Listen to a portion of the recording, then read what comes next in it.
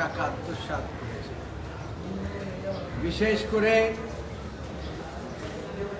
সরকার পক্ষ থেকে একটা কোম্পানিকে এনেছিল, মেট্রো বেকার্স, তাদেরকে দিয়ে বুঝাতে চেয়েছিল যে তারা 1,35,00,000 টাকা দিয়েছেন, কিন্তু সেটা চার্জ যখন ফ্রেম করে সেখানে 3,15,00,000 টাকা তারা দেখিয়েছে।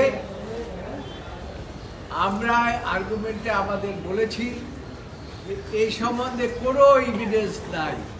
এর অর্থই হলো এই মামলাটি রাজনৈতিক উদ্দেশ্যভাবে করেছেন।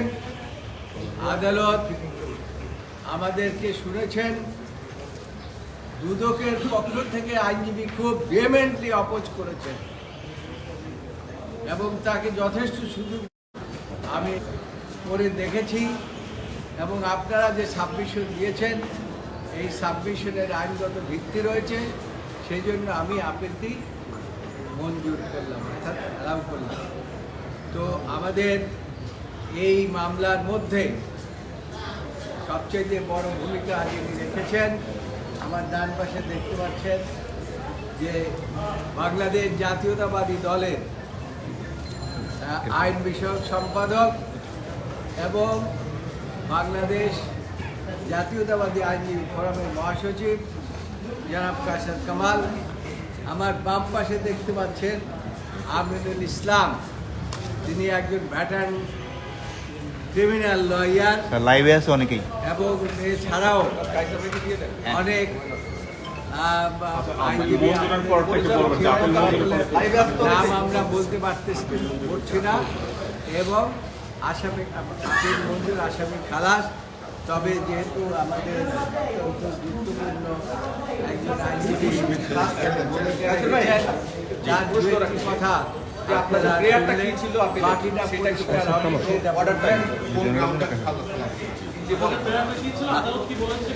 অসংখ্য ধন্যবাদ। আসলে স্যার আপনি বলে চলে যান। না স্যার এখানে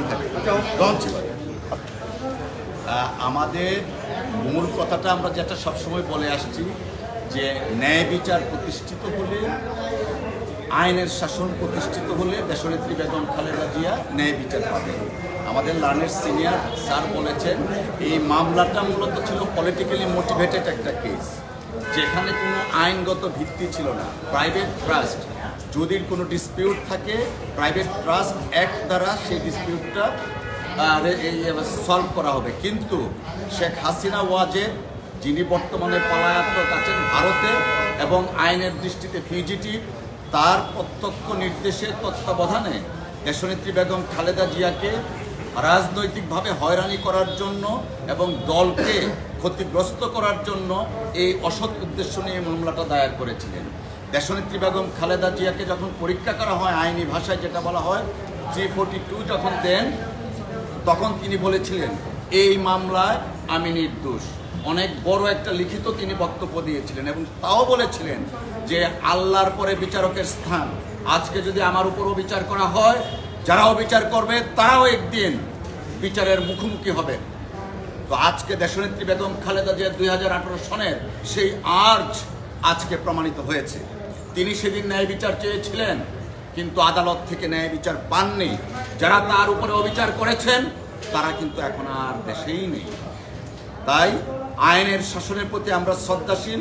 দেশনেত্রী বেগম খালেদা জিয়া আজকে এই শর্ট জাজমেন্ট যেটা বলেছেন মহামান্য আদালত আপিলে অ্যালাউ করেছেন, আমরা সন্তুষ্ট এবং ন্যায় বিচার দেশনেত্রী বেগম খালেদা জিয়া পেয়েছেন আজকের এই রায়ের মাধ্যমে। আচ্ছা ভাই, দুদকের আজকে বক্তব্য কি ছিল?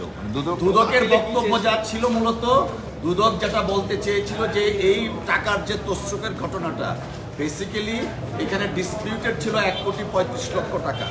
সেই 1,35,00,000 টাকা মেট্রো মেকার্স দিয়েছে এবং শাহজালাল ইসলামী ব্যাংকের পে অর্ডারের মাধ্যমে দিয়েছে। সেই ব্যাংকের যিনি কর্মকর্তা পে অর্ডারটা রিসিভ করেছেন, তিনিও সাক্ষ্য দিয়েছেন, 15 নম্বর সাক্ষী আয়ু এবং ইনফরমেন্ট এই মামলায় তিনিও বলেছেন বেসিক্যালি হচ্ছে দেয়ার ইজ, মানে এই কেসটা ছিল নো এভিডেন্সের উপর ভিত্তি করে।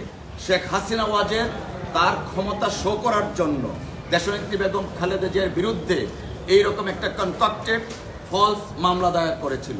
আমরা আল্লাহর কাছে শুকরিয়া, দেশনেত্রী বেগম খালেদা জিয়া 342-র মাধ্যমে যে আর্জ করেছিলেন তৎকালীন সময়ের বিচারকের কাছে, তিনি বলেছিলেন কোরআনের আয়াত দিয়ে সর্বোচ্চ বিচারক মহান আল্লাহ তাআলা। তারপরে আপনারা যদি আজকে অবিচার করেন, আরেকদিন আপনারাও বিচারের মুখোমুখি হতে হবেন। সেই আর্জটা আল্লাহ শুনেছেন এবং তিনি আজকে ন্যায় বিচার পেলেন। কোনো অবজারভেশন দিয়েছে কিনা কোর্ট? আচ্ছা, কোনো অবজারভেশন? আপনি যে মাসুদ, আপনি যে কথাটা বলেছেন, দুদক বুঝাতে চেয়েছেন বেগম খালেদা জিয়া তার ক্ষমতার অপব্যবহার করেছেন। বেগম খালেদা জিয়া কোনো এভিডেন্স আসে নাই যে বেগম খালেদা জিয়া তার ক্ষমতার অপব্যবহার করেছেন। যে কথাটি কাসার কামাল সাহেব বলেছেন যে একটা বিচার বলে একটা জিনিস আছে, সেই বিচারটা আল্লাহরও বিচার আছে, আবার মানুষেরও বিচার আছে। আপনার আল্লাহর বিচারে এই যে বর্তমান ফ্যাসিস্ট সরকার প্রধান শেখ হাসিনা এই যে আমাদের বেগম খালেদা জিয়ার উপরে যে অমানবিক ভাবে বিচার করেছেন, তার চাইতে বেশি বিচার আল্লাহ তার প্রতি করেছেন। তিনি ভাতও খেয়ে যেতে পারেন নাই, এর চাইতে আর বড় বিচার কিছু নাই।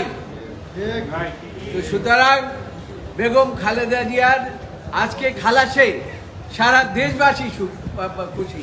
আমরা কোনো অবজারভেশন দিয়েছে কোর্ট? আমরা আল্লাহর কোর্ট কাছে কোনো অবজারভেশন শুকরিয়া দিয়েছে জানাই। কিনা রায়? কোর্ট যেটা বলেছেন, উনি শর্ট জাজমেন্টটা পাস করেছেন এবং পূর্ণাঙ্গ রায় খুব অচিরেই প্রকাশ করবেন।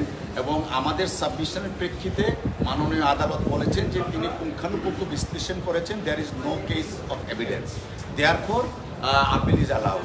Thank you.